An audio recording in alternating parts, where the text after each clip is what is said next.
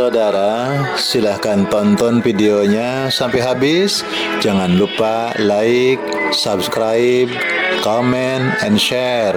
Itu tidak akan merugikan Anda dan justru akan menambah pahala dan kebaikan bagi Anda. Semangat berbagi.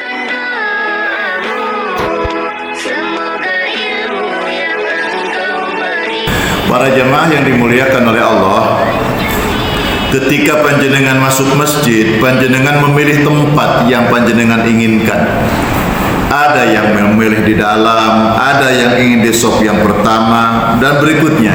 Termasuk ketika duduk untuk ikut ngaji ini, ada yang ingin di dalam, ingin di luar, ingin nyender, ya, macam-macam. Itu pilihan. Termasuk panjenengan ingin tinggal di mana, itu pilihan. Ingin punya rumah di wilayah mana, itu pilihan. Dan Allah Subhanahu wa taala melalui lisan mulia Rasulullah sallallahu alaihi wasallam, siapa orang yang menunaikan salat 12 rakaat, kata Rasulullah, maka orang tersebut akan dibangunkan rumah yang indah di dalam surga. Jadi kaplingannya di surga. Kalau panjenengan sudah ngapling di sekitar sini di Pondok Jati, alhamdulillah. Tapi kita akan punya kaplingan rumah yang indah di surga Allah Subhanahu wa taala. Bagi siapa? Bagi mereka yang menunaikan salat sunnah rawatib. Man shalla isnatai asyrata rak'atan fi yaumin wa lailatin bunya lahu bihinna baitun fil jannah. Hadis riwayat Imam Muslim. Barang siapa yang mengerjakan 12 rakaat, siang yang disebut kemudian salat sunnah rawatib, sehari semalam 12 rakaat, akan dibangunkan baginya rumah di surga. Itu dawuhan Kanjeng Rasulullah dari Ummu Habibah. Di dalam riwayat yang lain, di dalam At-Tirmizi dan juga Imam An-Nasa'i, man shalla fi yaumin wa lailatin sintai asyrata rak'atan. Dalam hadis yang lain bukan 12 rakaat tapi 10 rakaat. Sama. Jadi akan dibangunkan rumah di dalam surga. Di dalam riwayat Imam At-Tirmizi dan An-Nasa'i, yang 12 rakaat yang dibangunkan rumah di surga itu dirinci. Apa rinciannya? Arba'an qabla zuhri, 4 rakaat sebelum zuhur. Lalu wa rak'ataini ba'daha, 2 rakaat setelahnya. Berapa? 6. Wa rak'ataini ba'dal maghrib, 2 rakaat setelah maghrib. Berapa? 8. Wa rak'ataini ba'dal isya, 2 rakaat setelah isya. Wa rak'ataini qabla salatil fajr, 2 rakaat sebelum salat subuh. 12. Kalau yang 10, arba'an qabla zuhri, 4 rakaat sebelum zuhur itu, rak'ataini qabla zuhri wa rak'ataini ba'daha, 2 sebelum zuhur, 2 sesudahnya. Itu jumlahnya 10. Kalau yang ini tadi arba'an qabla zuhri, 4 sebelum zuhur. Ada lagi yang 12 rakaat itu dihitungnya ada tambahan wa rak'ataini ba'dal jum'ah, 2 rakaat setelah salat Jumat. Nah, para jamaah yang dimuliakan oleh Allah, tentang keutamaan salat sunnah rawatib ini, masya Allah. Kan orang itu macam, ada orang itu senang salat, seperti panjenengan ini senang salat, alhamdulillah. Senang salat 5 waktu 17 rakaat saya kurang Pak Ustaz, ditambahi rawatib. Sudah lengkap rawatibnya. Ada orang itu dikasih rawatib 12 rakaat masih kurang Pak Ustaz. Orang ini senang sholat ini. Ya Allah. Nah, hadirin yang dimuliakan oleh Allah, maka yang disebut rawatib itu adalah sholat sunnah yang mengiringi sholat fardu. Ada kalanya sebelum disebut qobliyah, ada kalanya sesudah disebut ba'diyah. Yang disebutkan tadi dalam hadis, arba'an qabla dzuhri wa rak'ataini ba'daha, arba'an wa rak'ataini ba'dal maghrib wa rak'ataini ba'dal isya wa rak'ataini qabla sholati subhi atau fajr. Yang disebutkan tadi ada yang tidak disebutkan. Apa itu? Yang tidak ada. Ba'diyah subuh, qobliyah asar. Selesai sholat subuh dan sebelum sholat asar. Nanti kita lihat riwayatnya. Nah, para jamaah yang dimuliakan oleh Allah, yang tidak disebutkan itu qobliyah maghrib sama qobliyah isya. Kan? Yang tidak ada ba'diyah subuh, qobliyah asar. Nah, itu yang maksudnya. Yang tidak disebutkan di hadis tadi. Yang tidak disebutkan qobliyah maghrib, qobliyah asar. Yang tidak ada ba'diyah asar, ba'diyah subuh. Kalau keutamaan sholat 5 waktu,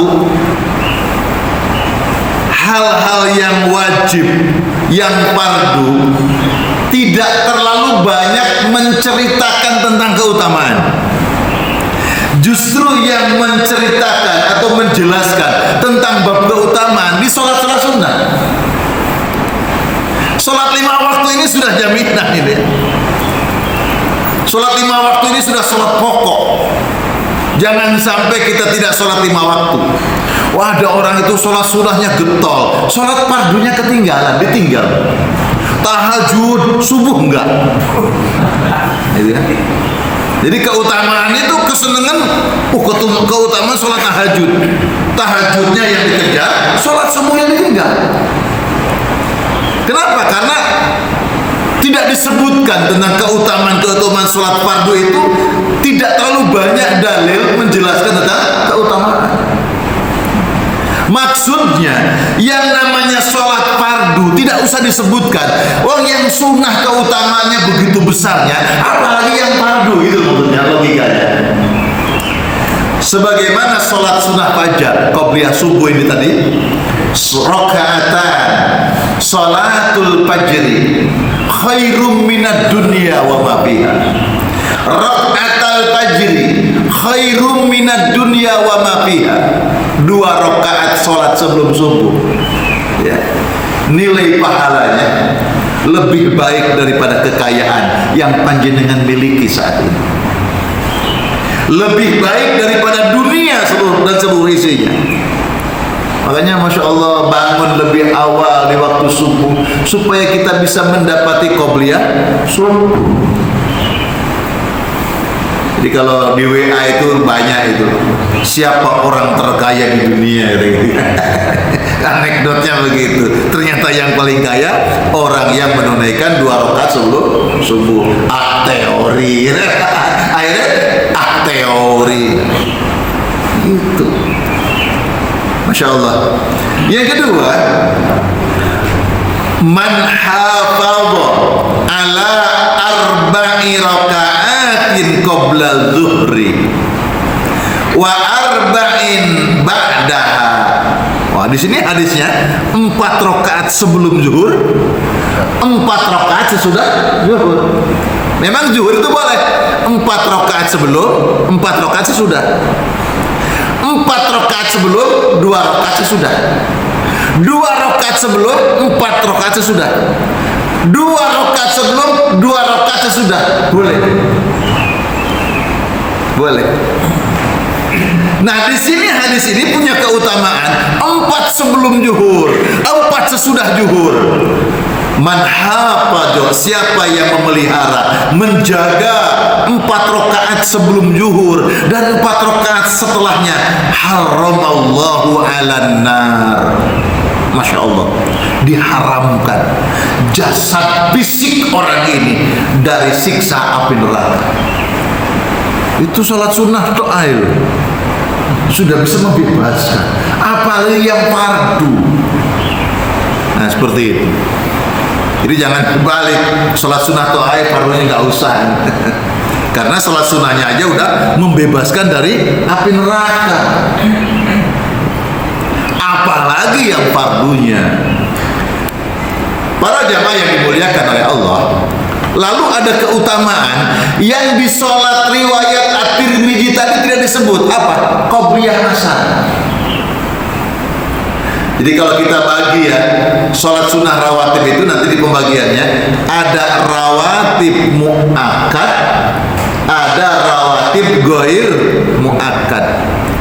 Apa sih artinya mu'akkad ghair mu'akkad itu? Sholat sunnah rawatib mu'akkad, sholat sunnah yang mengiringi sholat fardu, qobliyah atau ba'diyah, mu'akkad, dikuatkan. Nabi tidak pernah meninggalkannya sholat sunnah tersebut, sesibuk apapun. Sesibuk apapun. Kalau yang ghair mu'akkad di bawah hukumnya daripada yang mu'akkad. Kita ini kan sudah terpola. Oh sholat sunnah ya Pak Ustaz. Apa sih sunnah itu? Sunnah itu sesuatu yang apabila dikerjakan mendapatkan pahala, yang apabila ditinggalkan tidak apa-apa, tidak berdosa. Yang kita kerjakan tidak mengerjakannya. Begitu ya. Sunnah saja Pak Ustaz. Karena tidak apa-apa, maka yang kita kerjakan tidak mengerjakannya. Tidak mengerjakan itu mengerjakan loh Pak. Tidak mengerjakan itu mengerjakan. Yang kita kerjakan tidak mengerjakannya. Bukan mengerjakannya, tidak mengerjakan itu mengerjakan. Kenapa? Kalau sunnah itu kan mengerjakannya mendapatkan pahala, meninggalkannya tidak apa-apa.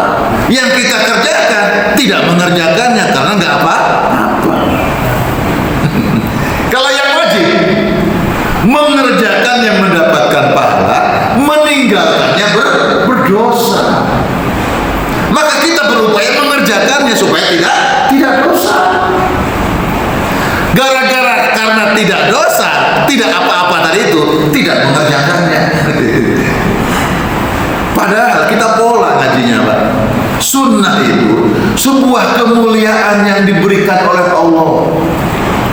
Kesempatan, kemuliaan, keutamaan yang disediakan oleh Allah. Siapa yang mengambil kemuliaan kesempatan ini, dia mendapatkan pahala dari Allah Subhanahu wa taala. Meninggalkannya rugi. Coba dipola, meninggalkannya rugi. Rugi rek gak sholat sunnah. Itu. Jadi punya tanggung jawab, rugi gak sholat sunnah. Kenapa? Umur menggerus kita pakai umur ini. Belum tentu datang kesempatan yang berikut. Kesempatan yang berikut datang. Ya untuk waktu itu, yang kemarin hilang, rugi namanya. Nah, yang tidak disebutkan tadi, qobliyah asar. Qobliyah asar. Padahal ada hadis Rasulullah sallallahu alaihi wasallam, man shalla arba'a raka'atin qoblal asri, harramallahu badanahu 'alan nar.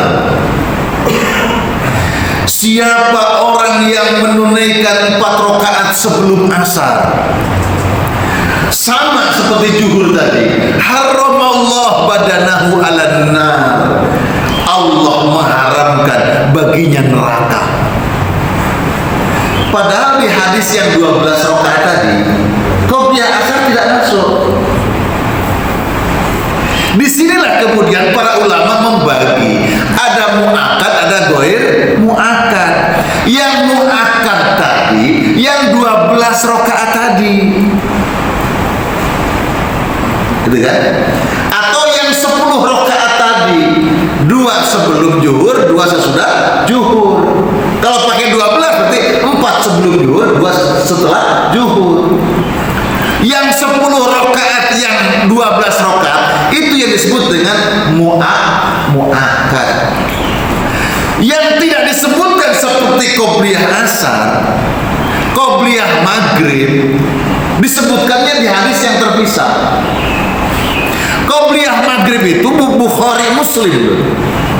Qobliyah maghrib itu Bukhari Muslim. Karena deretannya tidak masuk jaminan surga tadi, gitu kan? Yang 12 rakaat, maka tidak masuk ke mu'akkad. Hadisnya terpisah, ulama memasukkannya ke ghair mu'akkad. Padahal hadisnya itu keren loh. Shallu qoblal maghrib rakaatain. Shallu qoblal maghrib rakaatain. Salatlah 2 rakaat sebelum maghrib, kata Nabi. Diulangi lagi, salatlah 2 rakaat sebelum maghrib. Kalau Nabi mengulangi perintahnya, salat 2 rakaat sebelum maghrib, kira-kira perintahnya itu apa? 2 kali loh diulang. Berarti penting, jangan-jangan wajib, karena Nabi mengulang. Tapi yang ketiga Nabi mengulang, liman syaa, tidak wajib tapi sunat. Itu sebelum maghrib. Coba tidak masuk ke hadis yang 12 rakaat tadi, maka ulama memasukkannya ghair mu'akkad. Itu qobliyah maghrib. Nah, qobliyah isya tidak masuk juga yang di 12 rakaat. Tapi ada hadis lain di dalam riwayat At-Tirmidzi, rahimallahu arba'an qoblal asri. Allah memberikan rahmat kepada orang yang sholat 4 rakaat sebelum asar. Rahmat Allah itu mahal, mahal, mulia orang yang dirahmati oleh Allah. Sehingga ulama kontemporer memprediksi jangan-jangan qobliyah asar ini bukan ghair mu'akkad. Jangan-jangan 4 rakaat atau 2 rakaat sebelum asar termasuk mu'akkad juga loh, kata ulama kontemporer. Kenapa? Karena keutamaan yang disampaikan oleh Rasulullah begitu sangat kuat. Allah memberikan rahmat kepada orang yang sholat 4 rakaat sebelum asar. Allah mengharamkan badannya orang ini dari api neraka karena melaksanakan 4 rakaat sebelum asar. Itu keutamaannya. Itu fadilah orang yang melaksanakan 4 rakaat sebelum asar. Jangan-jangan qobliyah asar ini bukan ghair mu'akkad, tapi termasuk mu'akkad, rawatib mu'akkad. Boleh saja Pak beda pendapat karena ada analisa terhadap dalil-dalil yang kuat tentang keutamaan tersebut. Hanya mereka para ulama memandang hadisnya karena terpisah daripada hadis yang 12 rakaat tersebut. Para jamaah yang dimuliakan oleh Allah, itu tentang qobliyah asar. Qobliyah maghrib juga sama. Shallu qoblal maghrib rakaatain. Shallu qoblal maghrib rakaatain. Salatlah 2 rakaat sebelum maghrib. Salatlah 2 rakaat sebelum maghrib. Diulang langsung. Jangan-jangan wajib. Liman syaa, tidak wajib, sunnah. Di dalam riwayat Ibnu Hibban, anna Nabiy sallallahu alaihi wasallam shalla qoblal maghrib rakaatain. Nabi sallallahu alaihi wasallam itu terbiasa melaksanakan 2 rakaat sebelum maghrib. Hadisnya sahih. Lalu ada hadis lain riwayat Muslim. Ini yang dipakai oleh sebagian orang sehingga ada beda pendapat. Ini gak cukup waktunya, bisa nyambung ini. Kunna nusalli rak'ataini ba'da ghurubi syamsi fakana sallallahu alaihi wasallam yarana falam ya'murna wa lam yanhana. Riwayat Muslim dari Anas berkata, kami pernah sholat 2 rakaat setelah matahari terbenam. Dan Nabi Shallallahu Alaihi Wasallam, beliau melihat kami, tapi beliau tidak memerintahkan kami dan tidak melarang kami. Coba, ada kalimat beliau tidak melarang kami, beliau tidak memerintahkan kami. Ini kata-kata siapa? Ada orang yang membaca hadis itu, maaf ya, dalam tanda petik, salah memaknai, kurang jeli memaknai. Sebenarnya yang aslinya itu kan, kata sahabat, saya sholat 2 rakaat sebelum maghrib. Nabi melihat kami sholat sebelum maghrib. Nabi tidak melarang kami dan Nabi tidak memerintahkan kami. Sebenarnya Nabi itu ngomong apa enggak sih? Enggak. Jadi yang katakan Nabi tidak melarang kami, tidak memerintahkan kami, ini ucapannya siapa? Ucapannya sahabat yang meriwayatkan.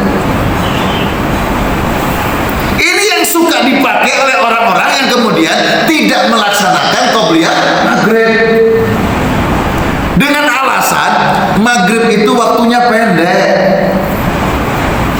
Alasannya ada hadis Nabi, maghrib itu waktunya pendek, segera tunaikan sholat maghrib. Tetapi kemudian justru meninggalkan qobliyah maghrib. Ada beberapa masjid itu pemahamannya begitu. Dengan hadis, Nabi tidak memerintahkan kami dan Nabi tidak melarang kami. Seolah-olah itu ucapan Nabi. Padahal hadisnya itu, Nabi melihat kami sholat sebelum maghrib, Nabi tidak memerintahkan kami, Nabi tidak melarang kami. Pertanyaan saya, Nabi ngomong enggak seperti itu? Enggak. Nabi diem tok maksudnya. Itu kan sunnah takririyah. Nabi setuju. Kenapa orang jadi kecele ya?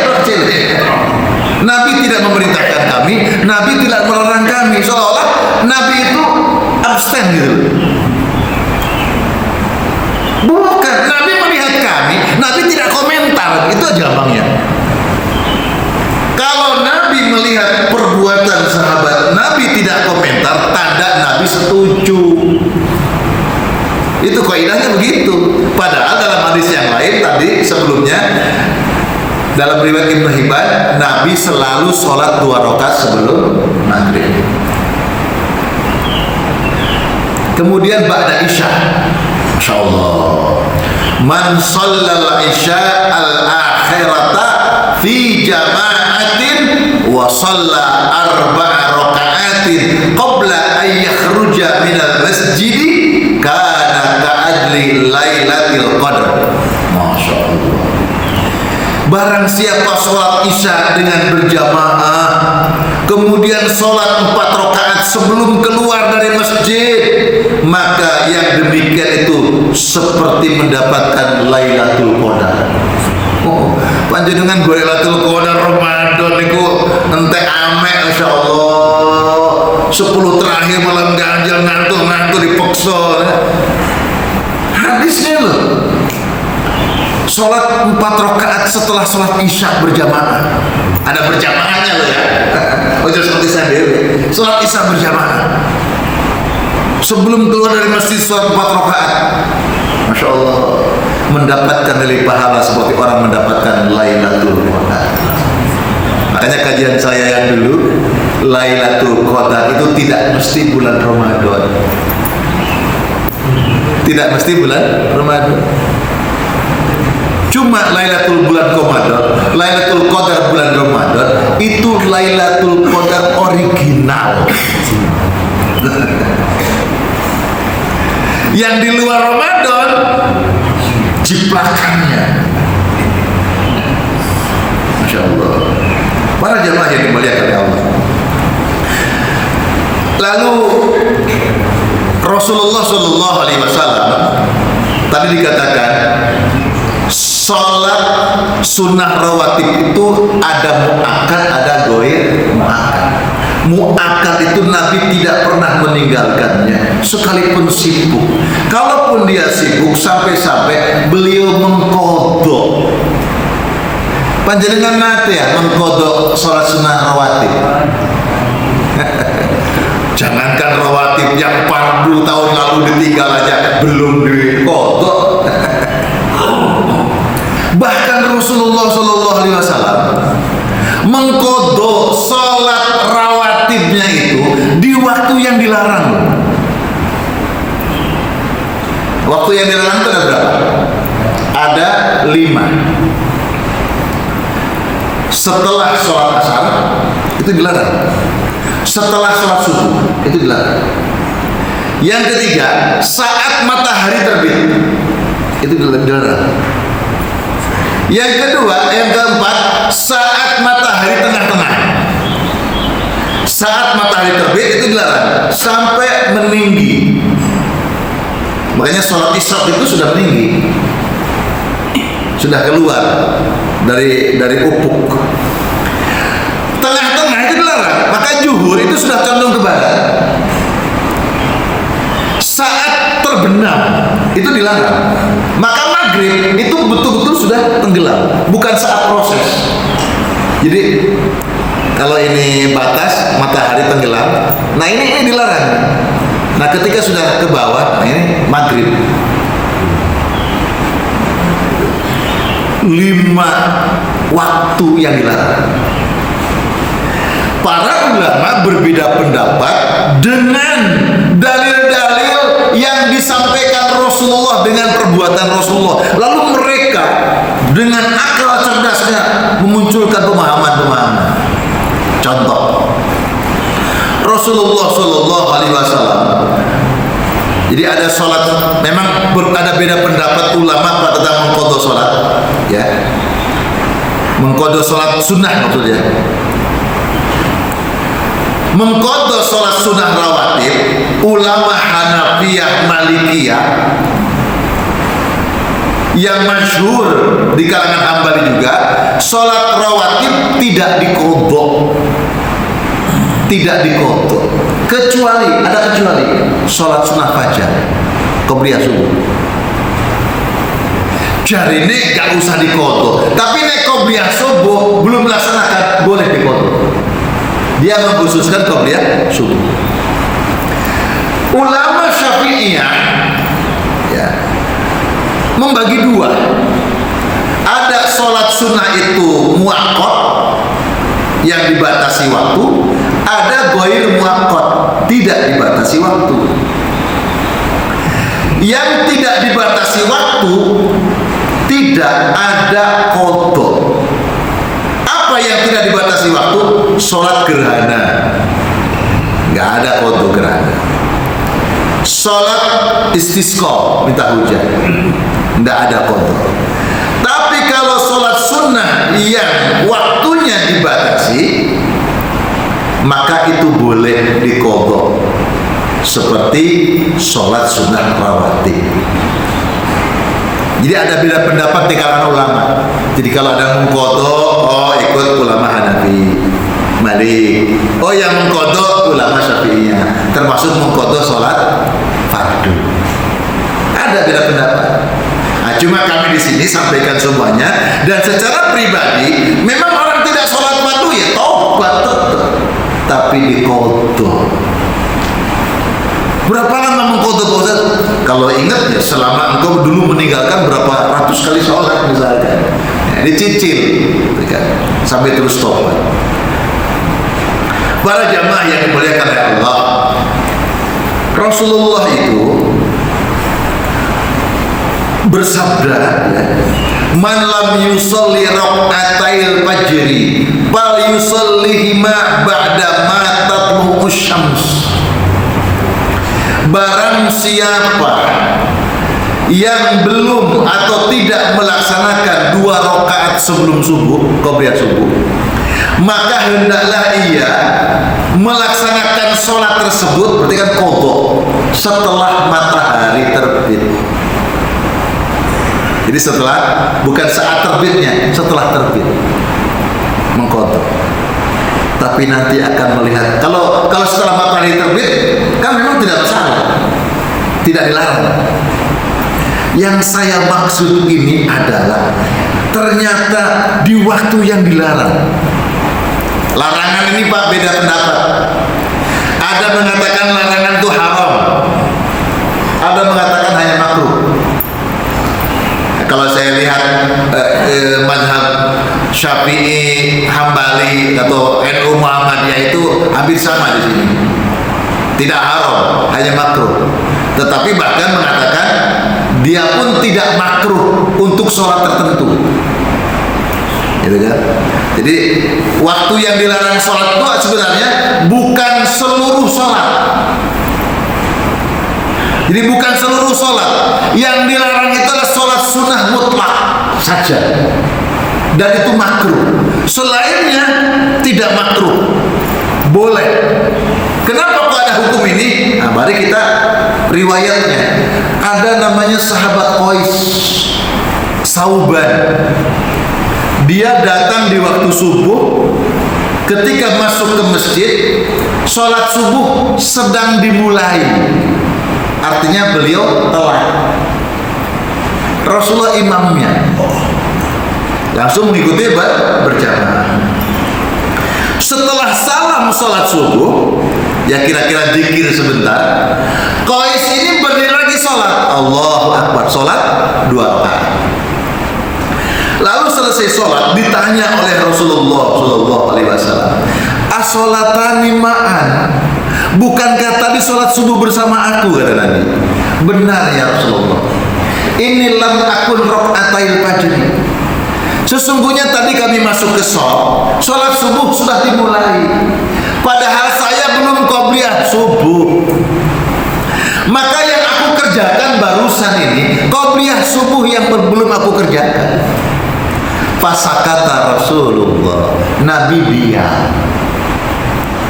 Diam ini takrir namanya, persetujuan. Boleh. Dalam riwayat yang lain ternyata Nabi menjawab, "Fala izan." Kalau begitu aku izinkan. Kalau begitu boleh, silakan. Fala izan. Jadi kayak panjenengan tadi masuk masjid wis telat. Sudah dimulai sholat, belum qobliyah, boleh. Habis ngaji nanti boleh. Atau sekarang pun boleh. Gitu. Oh, saya dulu pertama kali mengerjakan ini tahun 2003-an. Heboh Pak Ustadz bid'ah. Ustadz ngarang-ngarang. Tak jalan terus. Lama-lama kita berikan pencerahan. Memang boleh. Ngapain ragu? Jangan ragu. Satu, yang kedua, itu kan sahabat. Nabi menyetujui dan Nabi mengizinkan. Sekarang waktu yang dilarang sholat habis asar, dilalah kersane ngalah gitu bahasa kita. Sampai jam berapa Pak? Ini waktunya cepat sekali. Rasulullah SAW datang di waktu asar. Waktu asar. Sudah masuk asar, sahabat sudah siap duduk semua. Sahabat sudah qobliyah asar semua, tinggal nunggu Rasulullah. Rasulullah itu pilihan umat contoh terbaik. Tidak ingin ada sahabat yang menunggu gara-gara Nabi. Kan mestinya Nabi masuk itu Nabi qobliyah asar. Tapi karena sahabat sudah siap semua, tidak ingin menjadikan sahabatnya menunggu terlalu lama. Maka sholat asar lah. Selesai sholat asar, Nabi berdiri lagi, sholat 2 rakaat. Lah sahabat itu yang kemarin dengar pengajian Nabi dilarang sholat setelah asar, sementara Nabi kok malah sholat lagi habis asar. Ngumpul di belakang Nabi. Selesai salam, Nabi tanya, "Kamu pasti mau nanya sama saya?" "Benar ya Rasulullah, saya mau tanya. Kata engkau kemarin menyampaikan dalam majlis dilarang sholat setelah asar, tapi engkau sendiri mengerjakannya setelah asar. Sholat apa ya Rasulullah?" Apa jawaban Nabi? Yang aku kerjakan 2 rakaat setelah asar ini, 2 rakaat setelah zuhur yang belum sempat aku kerjakan. Ba'diyah zuhur dikerjakannya di waktu larangan setelah asar. Itu Nabi. Terus panjenengan nyela, itu kan Nabi. Kita kan bukan Nabi. Loh, Nabi masuk surga loh. Itu kan Nabi. Terus apa ya? Kita sering gitu ya. Itu kan Nabi sholat setelah asar. Kita kan bukan Nabi, kan itu. Diteruskan kalimatnya. Nabi masuk surga loh. Itu kan Nabi. Lah sampai Nabi itu diutus untuk teladan kita, contoh kita, untuk ditiru kita oleh kita. Kalau Nabi mengerjakannya, berarti kita pun boleh gitu. Bedanya, jangan dibiasakan begitu. Sesekali kita begitu boleh. Tapi kalau Nabi, kalau dalam hadis Rasulullah itu Abu Dawud, Nabi itu keistimewaannya, bila Nabi melakukan sesuatu persoalan termasuk sholat, maka Nabi akan mengekalkannya. Ketika Nabi melaksanakan 2 rakaat setelah asar, yang ketika ditanya, jawaban Nabi itu ba'diyah zuhur yang belum dikerjakan, dan Nabi itu selalu sholat 2 rakaat setelah asar sampai meninggal dunia. Sholat apa? Allah Allah. Itu keutamaannya yang tidak boleh ditiru. Wa asbataha. Nabi itu kalau mengerjakan sesuatu, maka Nabi itu menguatkannya, mengekalkannya. Wa asbataha. Lalu ada jawaban yang berbeda dalam hadis yang lain. Yang aku kerjakan 2 rakaat selesai asar ini adalah 2 rakaat sebelum asar. Yang tadi aku suruh qomat kalian, aku kan belum qobliyah. Jadi disinilah kemudian para ulama kontemporer, jangan-jangan qobliyah asar termasuk mu'akkad. Sampai-sampai Rasulullah sendiri mengqadha. Di situ loh pahamnya, mengqadha. Nah, para jamaah yang dimuliakan oleh Allah. Lalu kenapa Nabi itu melaksanakan mengqadha salat ba'diyah zuhur setelah asar? Syaghalani nasun min Abdil Qais anir rakaataini ba'da zuhri. Ceritanya usai salat zuhur itu Nabi kedatangan tamu, diundang oleh suatu kaum. Ya Rasulullah, mari kemari ke kampung kami, ada sesuatu yang butuh engkau tangani. Maka Nabi berangkat. Dalam suatu riwayat ada orang yang mau masuk Islam, mu'alaf, Nabi berikan pencerahan sampai masuk waktu asar, sehingga Nabi luput tidak menunaikan ba'diyah zuhur. Waktu yang dilarang itu pertama sholat sunnah rawatib, pengecualian boleh. Yang kedua, yang belum sholat mengqadha sholat wajib. Aku mau orang sholat zuhur, ingetnya mari asar. Ya udah qadha zuhur setelah asar, boleh. Lalu sholat yang ada sebab. Panjenengan masuk masjid jam 5 sebelum maghrib. Sebelum maghrib itu kan setelah asar loh. Itu kan waktu yang dilarang toh. Masuk masjid sholat tahiyatul masjid boleh. Kan tidak terasa loh sampai sholat tahiyatul masjid kalau itu waktu yang dilarang. Kan tidak terasa toh. Sebelum maghrib jam 5 kan sebelum maghrib. Itu kan setelah asar. Itu waktu dilarang loh. Gitu kan? Tapi boleh sholat yang ada sebab. Sebab wudhu, syukrul wudhu, boleh sholat. Sebab masuk masjid, tahiyatul masjid, boleh sholat. Sebab kematian, sholat jenazah. Lo dulu di kampung saya itu, di ujung itu, pertama saya datang tahun 2000-an. Kalau orang-orang pulang dari masjid sholat asar, terus ada orang meninggal dunia, gak ada yang mau nyolatkan, Pak. Katanya dilarang sholat, karena waktu larangan sholat.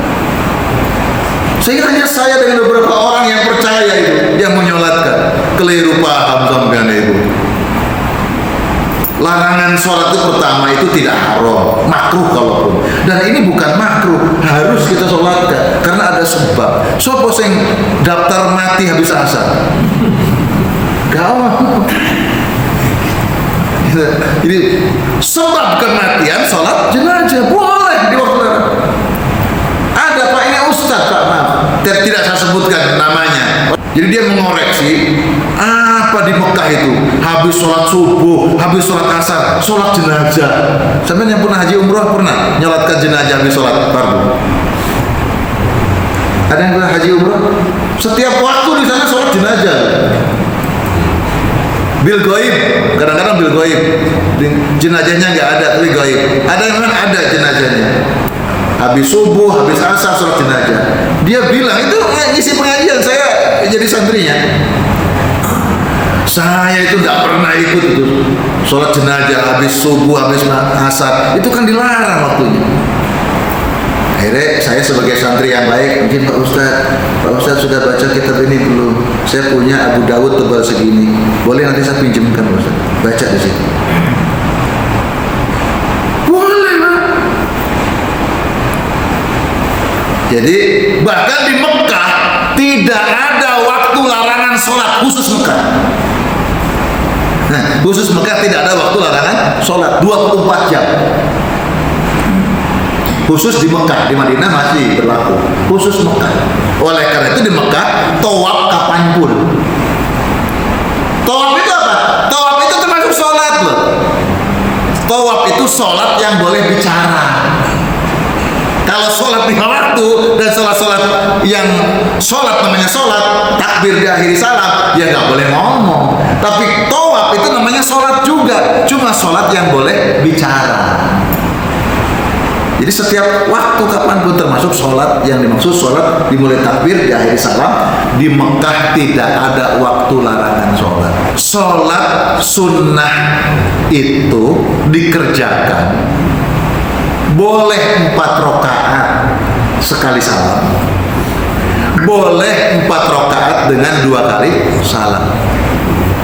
Kalau nanya yang afdol yang mana? Ini ya. Kalau 4 rakaat sekali salam berarti tanpa tasyahud awal. Ya. Kalau 2 rakaat salam, 2 rakaat salam, tidak masalah. Yang afdal yang mana? Ada hadis Nabi Shallallahu Alaihi Wasallam. Dulu saya membaca hadis itu, sholatul lail masna masna. Sholat sunnah di malam hari itu 2 rakaat salam, 2 rakaat salam. Oh kalau begitu siang hari boleh 4. Boleh 4. Kalau malam hari afdol 2 rakaat salam, 2 rakaat salam. Kalau siang karena tidak disebutkan boleh langsung 4. Ternyata juga ada hadis Nabi yang lain, sholatul laili wan nahar masna masna. Sholat sunnah itu afdolnya dikerjakan siang maupun malam, afdolnya 2 rakaat salam, 2 rakaat salam. Itu yang afdol. Tapi boleh 4 rakaat sekali salam. Sholatul laili wan nahar masna masna. Hadis riwayat An-Nasa'i hadis ke 1666 dan riwayat Ibnu Majah hadis 1322. Nanti dicek hadisnya. Baik jamaah yang dimuliakan Allah, monggo Pak silakan. Jumat. Baik. Yang ditanyakannya? Yang ditanyakan? Rawatib Jum'ah tadi hadis disebutkan ba'da Jum'ah. Pertanyaan, apakah ada qobliyah Jum'ah? Sama dengan apakah ada qobliyah Isya? Oh, keren nih pertanyaan. Para jamaah yang dimuliakan oleh Allah. Ada pertama hadis riwayat Bukhari. Ma baina kulli adanaini sholatun. Ma baina kulli adanaini sholatun. Riwayatnya Bukhari Muslim. apa yang ada di antara azan dan iqamah. Dua azan itu azan kemudian iqamah. Apa yang ada di antara azan dan iqamah? Ada sholat sunnah. Ini umum. Kalau tadi sudah disebutkan yang 12, kemudian asar sudah ada dalil sendiri, qobliyah maghrib sudah ada dalil sendiri, yang belum ada dalil sendiri itu isya. Isya itu belum ada dalil sendiri tentang melaksanakan qobliyah isya, belum ada dalilnya sendiri. Maka hadis ini umum, antara azan dan qomat ada sholat sunnah, maka di waktu isya pun berlaku, termasuk Jumat. Antara azan dan iqamah ada sholat, Jumat pun berlaku. Masalahnya bagaimana pelaksanaan sholat Jumatnya. Kalau azannya sekali,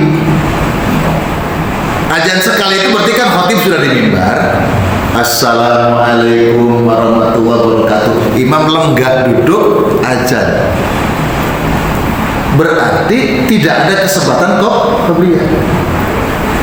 Tapi di Mekah sekarang azannya 2 kali. Kalau dulu azan pertama itu ke azan zuhurnya itu jauh, sekarang cuma 10 menit. Sama di masjid ke situ, masuk waktu azan, terus sholat, terus khatib naik mimbar, azan lagi kedua. Nah kalau itu dibuat waktu begitu, maka bisa dilaksanakan qobliyah Jumat. Qobliyah Jumat. Masalah itu adalah ketika Nabi sedang khutbah, lalu ada sahabat masuk. Sahabat itu langsung duduk. Nabi sedang khutbah. Nabi bilang, hei sahabat, apakah kamu sudah sholat? Nabi lebih mimbar nanya. Sahabat masuk langsung duduk. Duduk kenapa? Menghormat mendengarkan khutbah Rasulullah. Tapi Nabi balik nanya, hei sahabat, apakah sudah sholat? Belum ya Nabi. Berdiri sholat, agak cepat dikit. Pertanyaannya sholat apa? Itu jadi beda masalah, beda pendapat. Umumnya berpendapat sholat tahiyatul masjid umumnya. Tapi ada berpendapat bukan. Yang dimaksud Nabi qobliyah Jumat. Itu ada beda pendapat. Terserah. Maksudnya, sekalipun Nabi sedang khutbah, panjenengan baru masuk masjid, sholatlah dengan agak cepat. Sholat apa? Nah, dulu kan sudah kami berikan, mau masuk subuh, sudah azan subuh, kurang waktunya 2 menit setengah. Panjenengan mau sholat, tanya, enaknya qobliyah subuh apa tahiyatul masjid? Itu dua-duanya boleh milih. Pilihan terbaik karena ilmu dapat keutamaan. Tahiyatul masjid boleh, cuma dapat tahiyatul masjid tok. Kalau memilihnya ternyata sholat rawatib, qobliyah subuh, dapat semuanya. Itu kaidahnya begitu. Itu disebut dalam fikih aulawiyah, fikih prioritas. Ada fikih prioritas namanya, ditulis oleh Dr. Yusuf Al-Qardawi. Pokoknya pilihan, cuma 2 menit setengah cukup 2 rakaat. Sholat apa enaknya? Gitu kan? Jangan tahiyatul masjid, walaupun boleh. Sholat qobliyah subuh, qobliyah zuhur, qobliyah maghrib. Gitu. Tahiyatul masjidnya kapan-kapan masuk masjid boleh. Tahiyatul masjid. Demikian Pak ya. Jadi Jumat itu ada qobliyah, ada ba'diyah. Walaupun ada beda pendapat ulama, nggak ada qobliyah Jumat. Kalau secara umum khusus qobliyah Jumat dalil tersendiri memang tidak ditemukan. Dalil umumnya ada, tidaklah sholat fardu dikerjakan kecuali sebelumnya ada sholat sunnah. Itu hadisnya ada, sahih. Berlaku untuk 5 waktu. Pokoknya jadinya sholat fardu sebelum dikerjakan ada sholat sunnah, disebut qobliyah. masalah pemahaman kemudian ada yang ngambil dan tidak, itu namanya ikut ulama yang berfatwa. Bukan berarti kemudian menyalahkan yang beda fatwa. Saya ikut yang sebagaimana letterlek hadis, sebelum sholat fardu dikerjakan kecuali sebelumnya ada sholat sunnah qabliyah. Demikian, wallahu a'lam bishawab.